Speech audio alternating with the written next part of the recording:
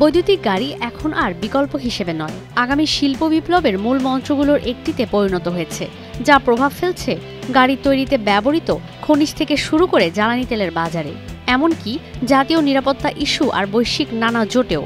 গেল এক দশকে বৈদ্যুতিক গাড়ির ব্যবহার প্রত্যাশার চেয়ে বেড়েছে। আন্তর্জাতিক জ্বালানি সংস্থা বলছে 2035 সাল নাগাদ বিশ্বের নতুন গাড়ির বাজারের অর্ধেকের বেশি দখলে নেবে ইলেকট্রনিক ভেহিকেল বা ইভি। আন্তর্জাতিক জ্বালানি সংস্থার সাম্প্রতিক প্রতিবেদন বলছে 2017 সাল পর্যন্ত জ্বালানি নির্ভর গাড়ির বিক্রি সর্বোচ্চ থাকলেও এরপর থেকে সারা বিশ্বে বেড়ে গেছে বৈদ্যুতিক আর হাইব্রিড গাড়ির বিক্রি। সাধারণ গাড়ির বিক্রি কমে গেছে 30%।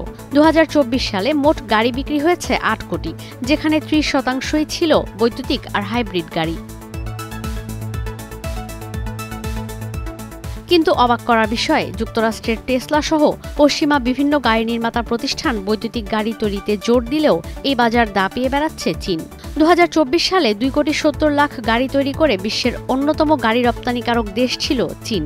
2025 সালের অক্টোবর পর্যন্ত শীর্ষ বৈদ্যুতিক গাড়ি বিক্রেতা প্রতিষ্ঠান ছিল চীনের BYD, গিলি আর উলিং।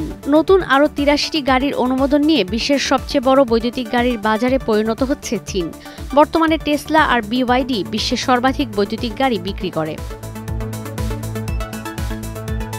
আন্তর্জাতিক জ্বালানি সংস্থা বলছে 2024 সালে 1,40,00,000 বৈদ্যুতিক গাড়ি তৈরি করেছে চীন, অথচ সারা বিশ্বে বৈদ্যুতিক গাড়ি তৈরি হয়েছে 1,73,00,000। এই বাজারের 70%ই চীনের দখলে। এর আরও একটি কারণ, বৈদ্যুতিক গাড়ি তৈরিতে যে লিথিয়াম আয়ন ব্যাটারি ব্যবহার করা হয় সেই বাজার চীনের দখলে। আর এই বৈদ্যুতিক গাড়ির বাজার এবং লিথিয়াম আয়ন ব্যাটারি শিল্পকে ঘিরে চলছে জটিল ভূরাজনৈতিক অনিশ্চয়তা। এর সঙ্গে জড়িত খনিজের খনন এবং সরবরাহ। ব্যাটারির গুরুত্বপূর্ণ উপাদান লিথিয়াম, নিকেল, কোবাল্ট, ম্যাঙ্গানিজের মজুদ রয়েছে কয়েকটি দেশে। বাড়ছে নির্ভরতা কিন্তু প্রতিযোগিতা।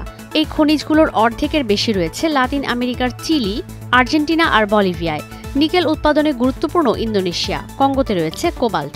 এই দেশগুলো থেকে বিপুল পরিমাণ খনিজ আমদানি করে চীন। বলা হচ্ছে বৈদ্যুতিক গাড়ি আর ব্যাটারি শিল্পের এই পরিবর্তন শুধু শিল্প বিপ্লব নয়, যেই দেশগুলো খনিজে সমৃদ্ধ এবং ব্যাটারি আবিষ্কার করছে, যাদের স্থিতিশীল সরবরাহ ব্যবস্থা রয়েছে এবং নবায়নযোগ্য জ্বালানি কাঠামোতে বিনিয়োগ বাড়াচ্ছে, তারাই ঠিক করছে একবিংশ শতাব্দীর গতি প্রকৃতি। তৈরি হচ্ছে নতুন ভূরাজনৈতিক মানচিত্র। ঈশিতা ব্রহ্ম, স্টার নিউজ।